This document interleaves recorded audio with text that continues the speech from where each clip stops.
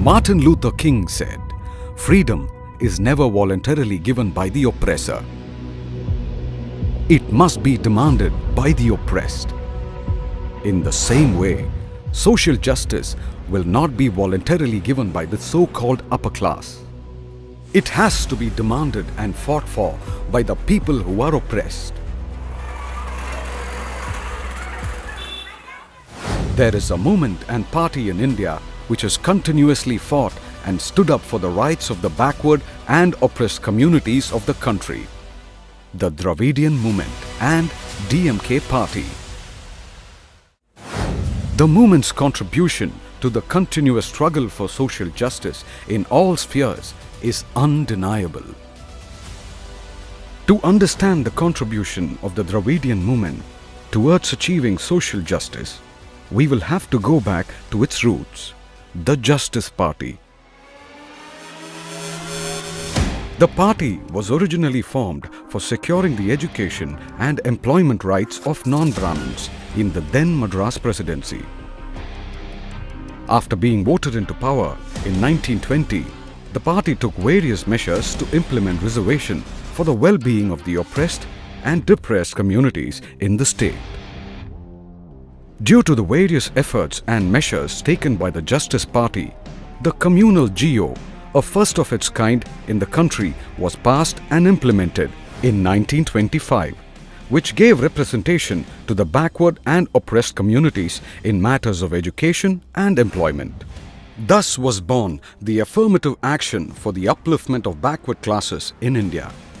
Therefore, the Dravidian movement is the pioneer of social engineering through reservation in India.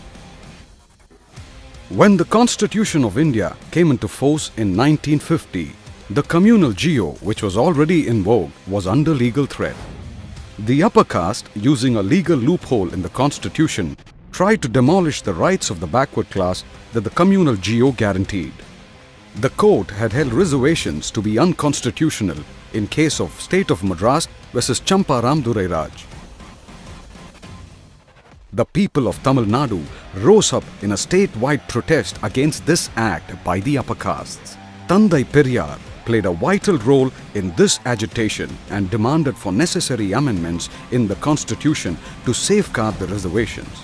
Finally, after much sweat and blood, Nehru's government accepted the demand and enacted the first amendment to the constitution, which made the necessary provisions to safeguard affirmative action in favor of backward and scheduled castes and tribes. After this, the DMK and DK continuously raised their voices with steely resolve to implement reservations in union-level education institutions and government employment. Dr. Kalaignar, a five-time former chief minister and former president of the DMK party, was the key player in formation of the National Front in 1989, played an important role alongside his dear friend, then Prime Minister Thiru V.P. Singh, to implement the Mandal Commission's recommendations for reservations for other backward classes at all India level. Through incessant struggle, toil and efforts by the leaders of the Dravidian movement, we have ensured social justice for OBCs. Those who have for long tried to erode the social justice measures are now gathering behind a common weapon they call merit. One such phase of this campaign against social justice is NEET. At this crucial juncture, when forces across the country are attempting to undo decades of work to achieve social justice, Thiru M.K. Stalin, the leader of the DMK and the Dravidian movement and Chief Minister of Tamil Nadu, has taken up the mantle to defend social justice. He has been simultaneously waging a political movement alongside the people, a democratic struggle through parliament and legal struggle through the courts. The DMK's treasurer and parliamentary party leader, Thiru T.R. Balu, was Stalin's voice in parliament and a major force behind the attempt to assert OBC rights in a democratic way. P. Wilson, a senior advocate and member of Rajya Sabha, has consistently fought the battle in the courts in a manner that reflects Stalin's vision and has succeeded in the courts. Through the courts, the DMK has obtained for the entire country OBC reservations in state contributed seats in medical and dental courses, in UG, PG and diploma courses. By fighting and obtaining this judgment, Stalin has healed Periyar's great wound. Ambedkar's idea of reservation for backward people was fulfilled by this verdict. With this verdict, Stalin has filled the shoes of the great late VP Singh in his era.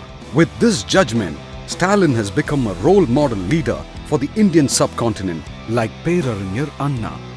By this struggle, Stalin has well and truly taken over the mantle as the national leader for social justice like his leader and father, Dr. Kalaignar.